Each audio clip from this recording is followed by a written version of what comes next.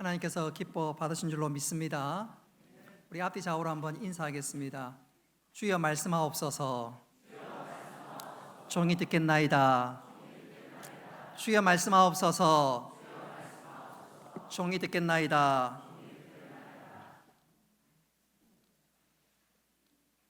충성! 놀랬지요? 옛날에도 한번 이런 적이 있었지요. 오늘 설교 제목이 뭡니까? 충성된 자가 되라. 지난주 설교 제목 물어보면 잊어먹을 때가 많은데 지난주 목사님 설교 시작하기 전에 충성했던데 설교 제목 기억하시라고 제가 일부러 충성 크게 한번 인사했습니다. 그럼 여러분도 저한테 격려해 주셔야지요. 군대를 안 갔다 오신 것 같습니다. 아니면 방이든지 말입니다. 부활절 이후로 예수님의 제자들은 믿음의 삶이 완전히 달라졌습니다. 얼마 전까지만 하더라도 예수님을 부인하고 믿음 때문에 도망가고 그랬던 믿음의 졸장부가 부활의 주님을 만나고 오순절 성령 사건을 경험하고 난 이후에 완전히 달라졌습니다. 누가 뭐래도 예수 그리스도를 증거하고 예수가 생명이라고 능력이라고 구원이라고 외치고 또 외쳤습니다. 우리 역시도 이 부활절을 믿음의 디딤돌 삼아서 믿음의 사람으로 살아갈 뿐만 아니라 예수 부활, 내 부활, 예수 능력, 내 능력 그 삶들을 살아갈 수 있는 우리 모두가 되기를 주님의 이름으로 축복합니다. 그래서 제가 4월 한 달은 그런 측면에서 부활 이후에 우리가 어떤 삶을 살아가야 하는지 소위 시리즈로 말씀을 전하고자 합니다. 지난주는 영적인 통찰력을 가지고 영적인 싸움을 잘 싸우라고 말씀을 전했습니다. 오늘은 한 걸음 더 나아가서 우리가 영적 통찰력을 가졌다면 이제는 충성된 자로 살아가라, 그 제목으로 오늘 말씀을 전하고자 합니다. 지금부터 약 한 15년 전 2009년 1월 달에 이충렬 감독의 원앙 소리가 한국 영화에 신선한 충격을 안겨다 주었습니다. 이 원앙 소리는 비상업적인 영화임에도 불구하고 당시 영화 관객을 300만 명이나 모았습니다. 이 영화에는 특급 배우나 혹은 연예인이 나온 것이 전혀 아닙니다. 또 대단한 스릴이나 줄거리나 액션이 있었던 것은 더더욱 아닙니다. 이 영화의 주인공은 어떤 면에서 굉장히 초라하거나 또 어떤 면에서 사람들에게 돋보이는 그런 분들은 결코 아니었습니다. 영화의 주인공이라고 할 수 있는 배우는 80을 넘긴 노부부와 소 한 마리가 전부입니다. 그럼에도 불구하고 왜 많은 사람들이 그 영화에 관심을 갖게 되었을까요? 또 많은 사람들이 몰려오고 또 입소문이 나면서 사람들이 그 영화에 관심을 갖게 되었을까요? 여러 가지 이유가 있겠지만 가장 주된 이유 중에 하나는 현대인의 마음속에 간절히 찾고 바라던 바로 그것이 있었기 때문에 그렇습니다. 이것은 제가 조금 이따 말씀드리도록 하고, 우리가 알듯이 소는 기대 수명이 한 20년? 조금 더 오래 살면 30년 살면 다 사는 것입니다. 근데 영화에 등장하는 소는 약 40년을 살면서 주인 최씨 노인을 위해서 최선을 다하고 밭을 메고 수레를 끌기까지 합니다. 소가 40이 되니까 관절은 다 닳고 또 걷는 것도 힘들지만 죽는 날까지 그 일을 멈추지 않습니다. 최 노인은 그런 소를 너무너무 사랑합니다. 자기 자식처럼 아끼고 사랑합니다. 나이가 들면 귀가 어두운데 이 최씨 노인은 귀는 어둡지만 소가 원앙 소리를 내면 금방 알아채리고 그 방향으로 얼굴을 돌립니다. 또 이 최씨 노인은 들에 나갔다 돌아올 때쯤이면 이 소가 좋아하는 민들레풀을 꺾어다가 이 소에게 먹여줍니다. 주위 사람들은 소가 죽기 전에 빨리 팔아라. 고깃값만 해도 한 100만 원 이상은 나올 건데 손해보지 말고 빨리 팔아라. 빨리 팔아라. 그러나 이 최노인은 죽을 때까지, 소가 죽을 때까지 함께하고 소가 죽자 소를 자기 밭에다 묻어줍니다. 그리고 소가 묻혔던 그 자리에는 민들레 풀이 자라고, 그리고 노인은 그것을 바라봅니다. 영화는 그렇게 엔딩을 하게 되는데, 사람들이 그 영화를 보면서 가슴이 뭉클합니다. 그 영화가 주는 특별한 감동이 있습니다. 그 영화가 주는 감동과 달리 우리는 얼마나 각박한 세상에서 살아가는지 모릅니다. 주인 최씨 노인이 소를 끝까지 사랑했던 것처럼, 또 소는 그 최씨 노인에게 끝까지 충성했던 것처럼, 바로 그것이 우리에게 감동을 주는데, 그런 감동과 달리 우린 정반대의 삶을 살아갑니다. 조금이라도 나에게 불리하면 뭐든지 버릴 각오를 하고 뭐든지 버릴 준비를 하고 살아갑니다. 조금만 마음 틀어지면 직장에서 나오지요. 조금 틀어지면 친구도 버립니다. 심지어 키우던 개도 버립니다. 뿐만 아니라 배우자도 버릴 경우들이 종종 있습니다. 언제든지 버릴 각오와 태도를 가지고 현대인들은 살아갑니다. 그래서일까요? 한 심리학자가 현대인이 가지는 특징 중에 하나가, 한번 따라합시다. 버림받음의 불안. 버림받음의 불안을 안고 살아간다 합니다. 혹시 친구에서 내가 버림을 받지 않을까? 직장에서 내가 버림을 받지 않을까? 꼭 배우자가 나를 버리지 않을까? 그런 두려움을 가지고 살아갑니다. 그래서일까요? 이 각박한 세상에서 누가 나를 간절히 사랑해 주기를 바랍니다. 내 곁에 남아서 나를 이해해 주고 나와 함께 하기를 기대합니다. 마치 원앙 소리에 나오는 소처럼 말입니다. 그래서 아마 그 영화가 많은 사람들의 마음을 감동을 주고 끌렸던 이유이기도 합니다. 세상의 이런 풍조와 달리 우리 부모님 세대는 정반대입니다. 이 자리에 예배에 참석하고 있는 우리 모두는 부모님의 충성심이 남다른 토양에서 자랐습니다. 우리 세대의 부모님은 그 충성심이 남달랐어요. 그 어려운 형편 속에서도 자녀들을 다 키워내었습니다. 부모님의 충성과 희생이 바로 오늘날 우리를 있게 만들었습니다. 근데 오늘날 이 시대는 그런 충성심이 사라져가고 있습니다. 가정만 그런 것이 아니라 교회도 그렇습니다. 그래서 교회 성장학자인 조지 바나 목사님이 이 시대의 특징 중에 1순위를 이렇게 얘기했습니다. 한번 따라합시다. 충성심이 사라질 것이다. 충성심이 사라질 것이다. 그 30여 년 전에 예언했는데, 이 얘기를 했는데 그것이 지금 들어맞고 있습니다. 그래서 신앙생활하다가 조금만 마음이 안 맞으면 교회를 쉽게 떠납니다. 편하게 신앙생활을 하려고 모든 것이 다 갖추어진 교회에 등록하려고 합니다. 작은 교회에서 내가 열심히 봉사하고 섬겨야 되겠다, 그런 마음이 별로 없지요. 편하게 신앙생활 하려고 합니다.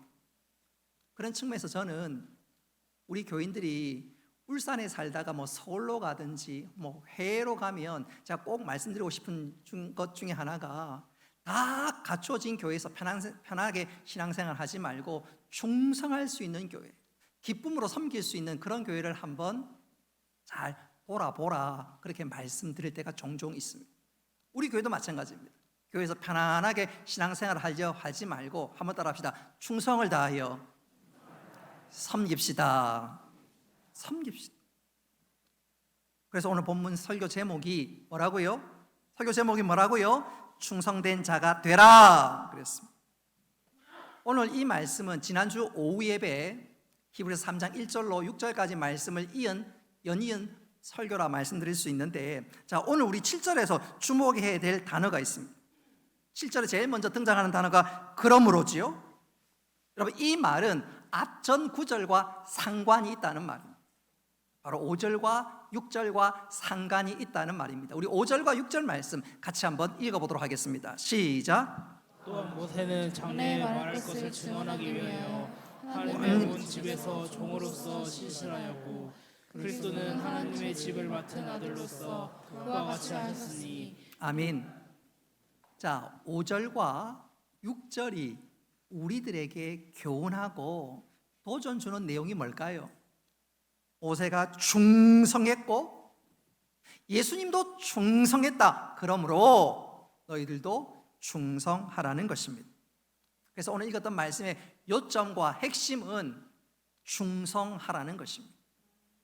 하나님과 하나님 나라를 위해서, 복음과 교회를 위해서 충성하라는 것입니다.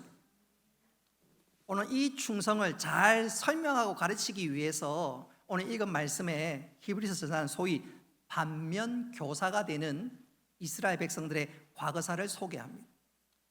좋은 모습을 보여줘도 좋지만 오늘 히브리서 기자는 이 말씀을 처음 읽는 히브리 독자에게 그들의 조상인 히브리 사람들이 충성되지 못했고 그 결과가 얼마나 비참했는지 소위 반면교사된 과거를 소개하고 있는데, 이스라엘 과거사에서 중요한 부분 중에 하나는 이스라엘 백성들이 출애굽하고 하나님의 구원과 큰 은혜를 누렸지만 안타깝게도 여호수아와 갈렙을 제외한 모든 하나님의 백성들은 그 약속의 땅 가나안에 들어가지 못했습니다. 오늘 읽었던 말씀에 보면 바로 그것을 히브리서 저자는 두 번이나 반복하며 강조하며 말씀하고 있습니다. 먼저 읽었던 7절부터 11절까지 말씀은 시편 95편의 내용을 인용한 말씀이고 12절부터 19절까지 말씀은 시편 95편의 내용을 쉽게 풀어서 설교한 내용입니다. 그러니까 같은 내용이 두 번 연속 반복된다는 것입니다. 자, 히브리서 저자가 오늘 처음 성경을 읽는 히브리 독자에게 무엇을 말씀하고 무엇을 강조하고 있나요? 너희들의 조상인 이스라엘 백성들이 약속의 땅 가나안에 들어가지 못했는데 그것은 오늘 5절과 6절에 나왔는 것처럼 그들이 하나님께 충성하지 못했고 신실하지 못했기 때문이다. 그러면서 15절과 16절에 이르러서 그 단어를 이렇게 표현합니다. 한번 따라 합시다. 경노라는 단어로 표현하고 있습니다. 이스라엘 백성들이 하나님을 믿고 신뢰하고 따라가면 되는데 하나님을 믿지 못하고 하나님을 신뢰하지 못하니까 조금만 어려우면 원망하고 조금만 힘들면 불평을 쏟아내고, 근데 그보다 더 세게 표현한 내용이 바로 경노라는 것입니다. 우리 시편 95편 8절 말씀 같이 한번 읽어보겠습니다. 시작. 너희는 리바에서와 같이 또 광야의 마사에서 지냈던 날과 같이 너희 마음을 완악하게 하지 말지어다. 아멘. 오늘 읽었던 말씀은 과거 이스라엘 백성들이 하나님을 신뢰하지 못하고 경노했는데 그 내용이 시편 95편에 담겨져 있고 그 시편 95편은 출애굽기 17장을 배경으로 한 말씀입니다. 간단하게 말씀드리면 이스라엘 백성들이 출애굽을 했습니다. 여러분, 출애굽할 때 이스라엘 백성들이 얼마나 기뻤겠습니까? 노예 생활하던 그들이 드디어 자유민이 되고 또 하나님께서 그들을 인도하시고 그들에게 복을 베푸시고 하나님은 이스라엘 백성들을 잊지 않고 구원해 내시니까 얼마나 감격스럽겠습니까? 뿐만 아니라 홍해를 건너면서 이야, 우리 하나님은 구원의 하나님이고 능력의 하나님입니다. 그야말로 드라마틱하게 아마 입에서 감탄사가 터져 나왔을 것입니다. 그런데 그들이 홍해를 건너고 신광야 르비딤에 이르렀습니다. 근데 이게 웬일입니까? 도착했던 그곳에 마실 물이 없는 거예요. 그자 그들의 입에서 바로 원망이 튀어나왔습니다. 하나님과 모세를 향해서 원망이 튀어나왔습니다. 나중에는 해서는 안 될 말까지 하게 됩니다. 이곳에 왔는데 물이 없어. 생각해보니까 애굽이 더 낫네? 애굽이 더 나아.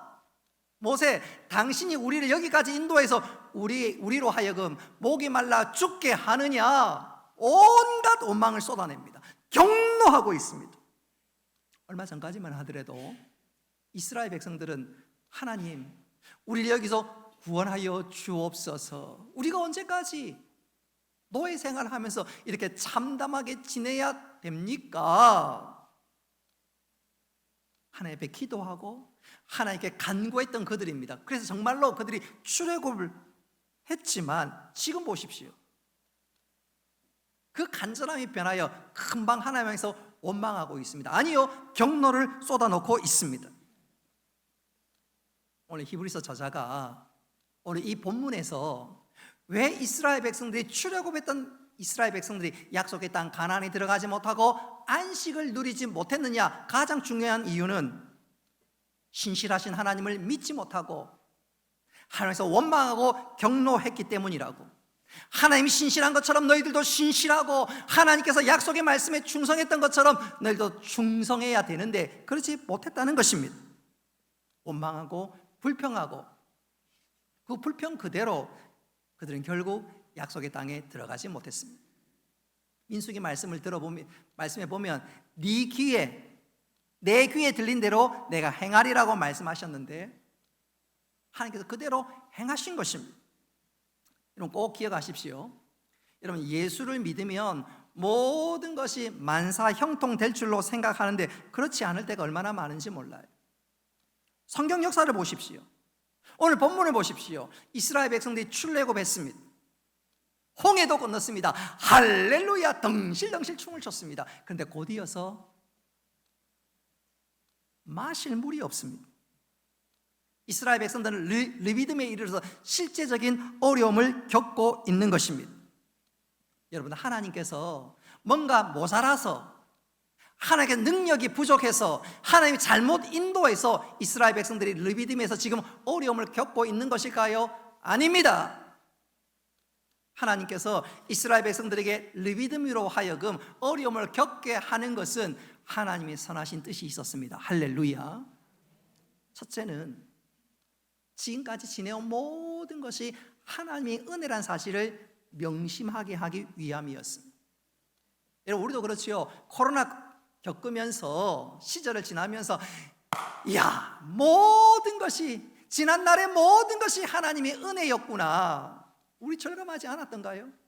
그래서 코로나 기간 동안 제일 많이 불렸던 찬양 중에 하나가 모든 것이 은혜, 은혜, 그 찬양이었습니다. 마찬가지로 하나님께서 르비딤에서 어려움을 당하게 한 것은 첫 번째 이유는 모든 것이 하나님의 은혜였구나. 지난 시간 그렇게 돌아보게 하는 것입니다. 연이어서 하나님께서 이스라엘 백성들이 기대한 것이 뭐냐면 그렇게 어려울 때 누구를 바라보라고요? 하나님을 바라보라는 것입니다. 그리고 하나님을 바라볼 때 하나님께서 그들에게 샘을 터뜨려 주셨습니다. 할렐루야. 생사화복은 하나님 손에 달려있고 하나님께서 그들에게 은혜를 베풀어 주시는 것 깨닫게 하기 위함이었습니다. 그리고 마침내 그 하나님을 바라보면서 그 하나님을 의지하면서 이 광야의 길을 걷게 하기 위함이 하나님의 특별한 뜻이었습니다. 이스라엘 백성이 이거 잘 모르니까, 당장은 이거 모르니까 원망과 불평이 쏟아져 나오는 것이지요. 우리도 마찬가지입니다. 출애굽한 이스라엘 백성처럼 우리도 하나님의 은혜를 받고 예수 믿고 이 믿음의 길을 딱 걸을 때 나에게도 영적인 르비딤이 찾아올 때가 있습니다. 경제적인 어려움이 찾아올 수도 있고요, 육체의 연약함이 찾아올 때가 있습니다. 뿐만 아니라 인간관계의 어려움이 찾아올 때도 있습니다. 바로 이때가 중요합니다. 바로 이때가 중요한 거예요. 하나님은 우리를 몰라서, 하나님은 능력이 부족해서 여기까지 인도하는 것이 아니라 그 가운데 하나님의 뜻과 하나님의 기대가 담겨져 있습니다. 할렐루야. 여러분 어려울 때야말로 한번 따라합시다. 믿음이 필요할 때입니다. 믿음이 필요할 때예요. 그리고 그 믿음을 가지고 하나님을 바라보는 것이 중요합니다. 그럴 때 하나님께서 은혜를 베풀어 주시길 네 믿음대로 될지어다. 모든 것이 하나님의 은혜고 하나님의 인도하심이고 하나님께서 우리 가운데 역사하시는구나. 여러분 어려울 때는 원망이 필요한 것이 아니라 믿음이 필요한 데입니다. 그래서 이스라엘 백성들이 그 위기 때, 르비딤 때 어떻게 해야 된다고요? 하나님 앞에 가까이 나아가야 합니다. 하나님을 바라보는 것이 바라보아야 합니다. 그러나 이스라엘 백성들은 믿음이 필요한 그때 입에서 원망이 터져나왔습니다. 기도해야 될 그때 불평이 터져나왔습니다. 합력하여 선을 이루실 하나님을 바라보아야 될 그때 계속해서 주위를 돌아보았습니다. 그러다 광야에서 죽고 말았습니다. 오직 여호수아와 갈렙만이 약속의 땅 가나안에 들어갔던 것입니다. 오늘 읽었던 말씀해 보십시오.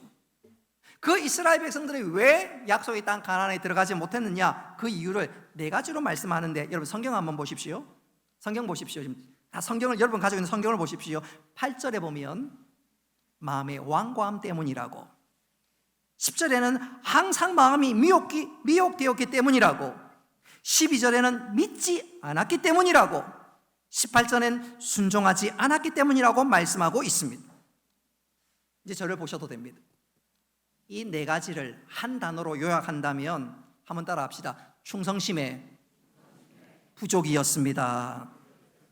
하나님을 간절히 바라보고 하나님을 간절히 의지하고, 그리고 그 하나님의 말씀에 죽든지 살든지 순종하고 따라가면 하나님께서 책임져 주시고 모든 위기가 변하여 감사와 간증거리가 될 것인데, 그들이 그것을 믿지 못하니까 원망하고 경노하다가 망했습니다. 그래서 오늘 히브리서 저자는 우리에게 권면합니다. 한번 따라합시다. 충성되게 살라. 충성되게 살라. 그래서 오늘 읽었던 말씀의 가장 중요한 핵심 구절은 14절 말씀입니다. 그래서 오늘 저는 14절 말씀을 중심으로 설교를 하고자 하는데, 우리 14절 말씀 같이 한번 읽어보도록 하겠습니다. 시작. 우리가 시작할 때 확신한 것을 끝까지 견고히 잡고 있으며 그리스도와 함께 참여한 자가 되리라. 아멘. 14절 말씀은 충성을 3가지의 단어로 말씀합니다. 충성은 확신한 것을 끝까지, 그리고 마지막으로 견고히 잡는 것, 그게 바로 충성입니다. 오늘 저는 이 시간 부활절 이후에 우리가 영적으로 깨어서 이제 우리 충성된 자로 살아가야 될 것인데, 오늘 14절 말씀으로 우리는 어떻게 하면 충성된 자로 살고 하나님의 마음에 합한 자로 하나님의 기쁨이 될 것인가, 오늘 그것을 전하고자 합니다. 우리가 충성된 자로 살아가기를 원한다면 첫째로 하나님께서 우리에게 베푸신 은혜와 사랑을 한번 따라 합시다. 확신해야 합니다. 확신해야 합니다. 오늘 이스라엘 백성들을 보십시오. 하나님께서 그들에게 베푸신 은혜를 감사히 여기지 못하고 그 하나님의 은혜를 지금 또한 하나님께서 베풀어 주실 것을 확신하지 못했습니다. 여러분, 하나님께서 이스라엘 백성들에게 행하신 일들을 보십시오. 유월절 어린 양을 잡고 또 그 유월절 사건을 통해서 이스라엘 백성들이 출애굽했습니다. 여러분, 그때 하나님께서는 당신의 백성을 한 번도 잊지 않고 하나님의 은혜와 사랑을 베풀어 주셨습니다. 이스라엘 백성은 그것을 확신해야 했었습니다. 아, 하나님 나를 한 번도 잊지 않구나. 또 하나님 사랑이 얼마나 큰지 확신했어야 했었습니다. 그러나 그들은 그것을 확신하지 못했습니다. 오늘 르비딤에 이르러서는 그 하나님 사랑을 확신하지 못했습니다. 여러분, 홍해를 건너면서 그들 하나님의 능력을 경험했습니다. 광야에서 만나와 메추라기를 먹으면서 하나님의 인도하심과 공급하심을 체험했습니다.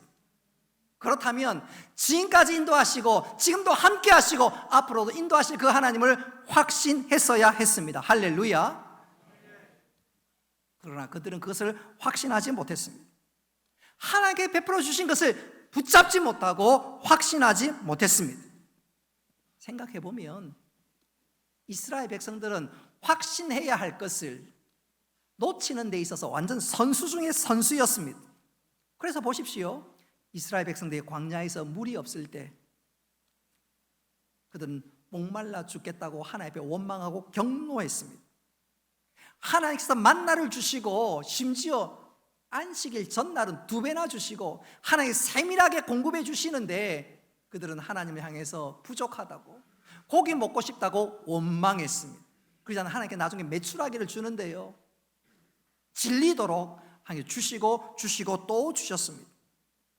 하나님 이스라엘 백성들에게 시내산에서 십계명을 주시고 너희들은 잠잠히 기다리라. 그들은 기다리지 못하고 그 40일을 기다리지 못하고 금송아지를 만들어서 우상에게 절하고 우상을 숭배하는 죄를 범했습니다. 뿐만 아니라 이스라엘 백성들이 가데스 바네아에서 정탐꾼을 보냈는데 그 가나안의 거민들이 아무리 강할지라도 우리 하나님은 홍해를 여시고 출애굽도 하셨던 그 하나님이라면 그 가나안 땅의 거민은 아무것도 아닌데 믿음의 눈으로 하나님 바라보지 못해서 원망하고 불평하고 또 하나님 향해서 경노했습니다. 이스라엘 백성은 하나님께서 그들에게 베푸신 놀라운 것들, 은혜의 그 모든 것들을 붙잡지 못했습니다. 확신하지 못했습니다. 언제나 의심했습니다. 정말로 믿음이 필요한 그때 믿음을 사용하지 못했습니다. 정말로 믿음이 필요한 그때 믿음은커녕 의심하고 원망하고 불평했습니다. 바로 그것이 이스라엘 백성들이 광야에서 죽었던 이유입니다. 안식을 누리지 못했던 이유입니다. 하나님 놀라운 기적을 제대로 체험하지 못했던 이유였습니다. 그런 측면에서 나는 어떤가 이 시간 한번 돌아볼 수 있기를 바랍니다. 이스라엘 백성들이 르비딤에서 원망하고 불평했습니다. 그러나 그 르비딤에는 하나님의 선하신 뜻이 있었습니다. 하나님의 특별한 레슨이 있었습니다. 그런데 그것을 도무지 기억하지 못하고 원망하고 불평했습니다. 여기까지 인도하시는 그 하나님은 지금도 함께 하시고 앞으로도 인도하실 줄 믿으시기를 바랍니다. 그것을 확신하는 거예요. 여러분, 우리의 미래는 불확실하지만 우리에게는 확실한 한 가지가 있으니 하나님 우리와 함께 하시고 우리를 인도하십니다. 할렐루야. 이거 확신하면서 충성된 자로 살아가는 우리 모두가 되시기를 주님의 이름으로 축복합니다. 두 번째로 우리가 충성된 자로 살기 위해서는 한번 따라 합시다. 하나님께서 베푸신 은혜와 사랑을 끝까지 붙잡아야 합니다. 끝까지 붙잡아야 합니다. 이것이 중요합니다. 한번 따라 합시다. 끝까지 붙잡아야 합니다. 이스라엘 백성들이 지금 르비딤에서 물이 모자랍니다. 우리도 마찬가지예요. 우리 인생에 물이 모자랄 때가 있습니다.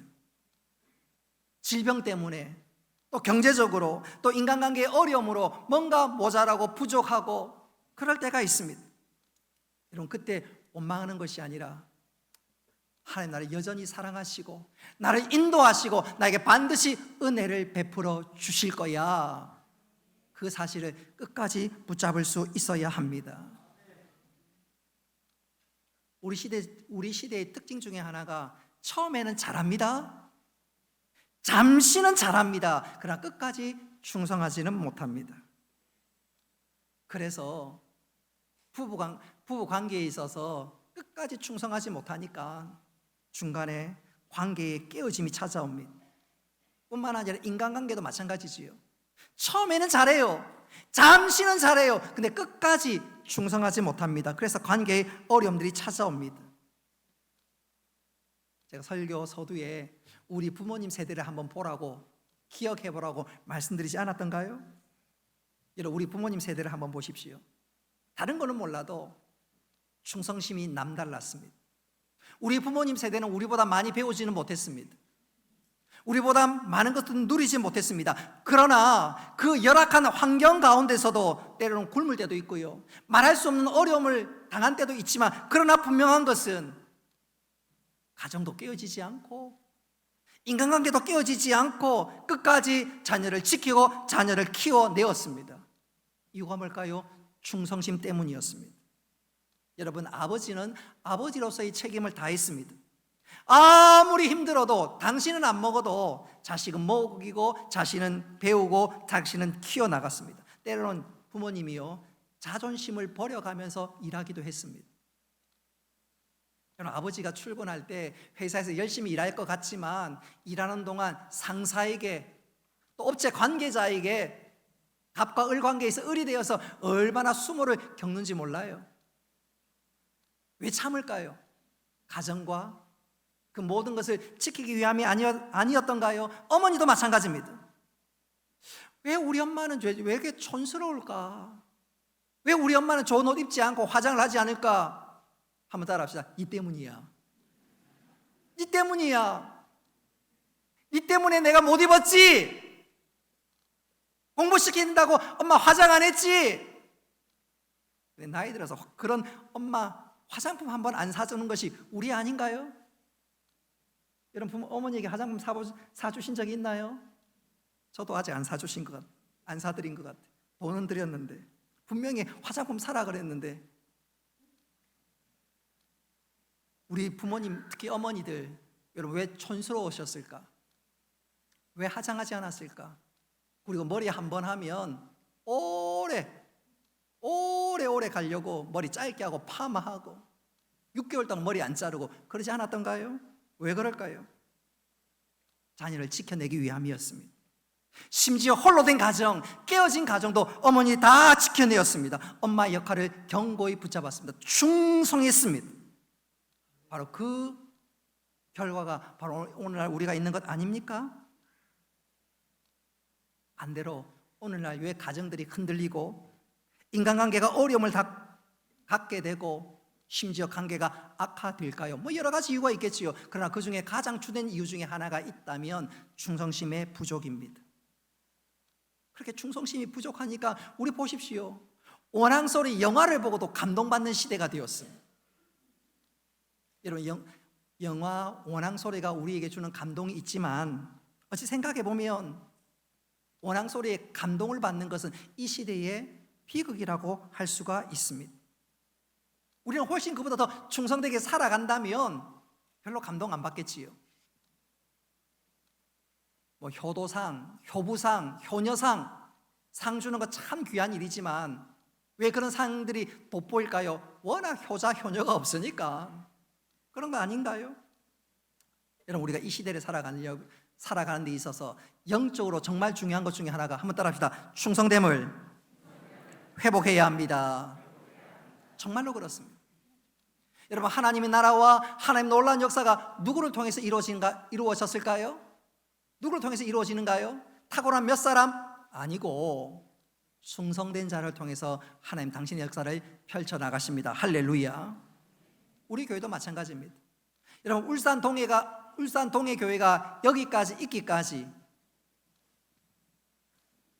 누구의 역할이 컸을까요? 몇몇 탁월한 사람? 아닙니다. 충성된 자들을 통해서 오늘 우리 교회가 여기까지 있는 줄 믿으시기를 바랍니다. 이와 관련해서 장경동 목사님께서 그런 말씀을 하셨어요. 한번 잘 들어보십시오. 말만 안 해도 교회는 부흥한다. 한번 따라해 봅시다. 말만 안 해도 교회는 부흥한다. 이 말은 진짜 말하지 마라.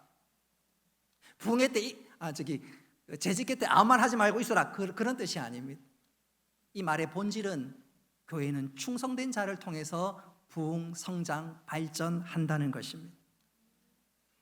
내가 할 말이 있지만 이게 하나님 기뻐하실 일일까? 예수님은 어떻게 할 것인가? 그리고 예수님의 마음을 품고 예수님 뜻에 순종할 때 교회가 부흥, 성장, 발전한다는 것이지요. 여러분 우리 모두 충성된 자가 되어서 아름다운 믿음의 역사를 일으키고 주의 몸된 교회를 든든히 세워나갈 수 있기를 주님의 이름으로 축복합니다. 마지막 세 번째로 충성된 자로 살아가려면 하나님께서 베푸신 은혜와 사랑을 한번 따라합시다. 견고하게 붙잡아야 합니다. 우리 모두 그렇게 되기를 주님의 이름으로 축복합니다. 중요한 것은 그렇게 견고히 붙잡는 자에게 하나님은 우리에게 은혜와 복을 베풀어 주십니다. 할렐루야. 우리 14절 말씀 같이 한번 읽어보도록 하겠습니다. 14절 시작. 우리가 시작할 때 확신한 것을 끝까지 견고히 잡고 있으며 그리스도와 함께 참여한 자가 되리라. 아멘. 자 14절 맨 마지막에 보십시오. 그리스도와 함께 참여한 자가 되리라. 이게 얼마나 영광스러운 복인지 몰라요. 여러분 우리 하나님께서는 우리 예수님을 지극히 높여주셨습니다.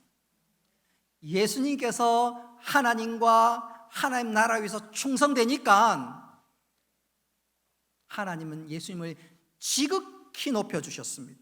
영광의 자리에 앉혀주셨습니다. 그와 똑같이 우리가 하나님 나라에 충성하면 예수님께서 앉은 그 자리, 영화롭게서는 그 놀라운 은혜를 우리에게 부어주신다는 것입니다. 그러니까 충성된 자에게 하나님께서 얼마나 큰 은혜를 베푸시는지, 또 바꿔 얘기하면서 하자면 하나님 지금도 충성된 자를 주목하신다는 것입니다. 우리는 충성된 자를 잊어먹을 수도 있고요, 충성한지 안 한지 모를 수 있지만 하나님은 다 기억하시고 다 주목하시고 우리를 높여주시고 은혜를 베풀어 주신다는 것입니다. 할렐루야. 그래서 우리가 하나님 나라를 위해서 작은 일에 충성하는 것 주님이 결코 잊지 아니하시고 은혜와 복을 베풀어 주십니다. 저는 이것을 이렇게 표현하면서 설교를 마무리하고자 합니다. 징기스칸이 왕이 되기까지, 황제가 되기까지 엄청나게 많은 어려움을 겪었습니다. 그러나 그가 황제가 될 것을 확실히 믿고 그와 생사고락을 같이 했던 몇몇의 사람이 있었습니다. 징기스칸 입장에서는 얼마나 큰 힘이 되고 위로가 되었는지 몰라요. 징기스칸은 그 사람을 가리켜서 한번 따라합시다. 타르탄이라고 불렀고, 그 타르탄에게는 다음과 같은 특권을 부여했습니다. 자기와 생사고락을 함께했던 타르탄에게 특권을 부여했는데, 잘 한번 들어보십시오. 징기스칸이 어떤 특권을 부여했는지. 당신들은 언제든지 누구의 허락을 받지 않아도 내 집에 들어올 수 있다. 당신들은 전쟁이 끝나면 노획물 중에서 가장 좋은 것을 먼저 골라 가질 수가 있다. 당신들은 앞으로 세금이 면제된다. 당신들은 사형에 해당되는 죄를 지어도 9번까지 용서받을 수 있다. 당신들은 이 나라 안에서 가지고 싶은 땅을 얼마든지 가질 수 있다. 마지막으로 당신들의 이러한 권리는 앞으로 4대까지 이어질 수가 있다. 놀라운 복이 아닐 수가 없지요. 놀라운 위로와 상급이 아닐 수가 없지요. 여러분, 세상도 이런데 하물며 우리 주님이시겠습니까? 충성된 자에게 주님은 이렇게 약속합니다. 우리 요한계시록 2장 10절 말씀 다 같이 한번 읽어봅니다. 시작. 내가 죽도록 충성하라. 그리하면 내가 생명의 권을 내게 주리라. 아멘. 마태복음 25장 23절에도 이렇게 약속합니다. 다 같이 읽겠습니다. 시작. 그 주인의 이르기를 잘하였도다. 착하고 충성된 종아, 내가 적은 일에 충성하였으니 내가 많은 것을 내게 맡기리니 내 주인의 즐거움에 참여할지어다. 아멘. 맨 마지막, 내 주인의 즐거움에 참여할지어다. 주님이 앉는 그 자리에 우리를 앉혀주신다는 것입니다. 작은 일에 충성했는데, 주님 사랑했는데 주님께서 우리에게 한량없는 놀라운 은혜로 갚아주신다는 것입니다. 그런 측면에서 이 다음에 우리가 다 천국에 가면 충격받을 일이 하나 있어요. 진짜 충격받을 일이 하나 있습니다. 천국에서 큰 상급 받는 사람은 탁월한 목사님이나 뛰어난 부흥사가 아닙니다. 교회 성장학자 조지 바나 목사님이 얘기했던 것처럼 이름 없이 빚 없이 충성한 무명의 성도가 받게 될 것입니다. 이 세상 사람 날 몰라줘도, 이 세상 사람 날 알아주지 않아도 주님 사랑하고 충성하면 주님께서 우리에게 생명의 면류관과 놀라운 상급으로 우리에게 칭찬해 주실 것입니다. 할렐루야. 말씀을 맺도록 하겠습니다. 부활절 이후에 우리는 좀 남다른 믿음 생활을 할 수 있었으면 좋겠습니다. 영적으로 깨어 있을 뿐만 아니라 한 걸음 더 나아가 우리 모두 충성된 자로 살아갈 수 있기를 바랍니다. 그런 우리들이 이렇게 기도하며 믿음의 열심을 내었으면 좋겠습니다. 주님, 제가 충성된 삶을 살 수 있도록 도와주옵소서. 확실한 것을 끝까지 견고히 잡아서 예수 그리스도와 함께 참여한 자가 되게 하여 주옵소서. 이 기도와 이 다짐과 이 고백으로 2004년 남은 모든 시간 믿음의 경주를 잘 감당하는 우리 모두가 될 수 있기를 주님의 이름으로 축복합니다.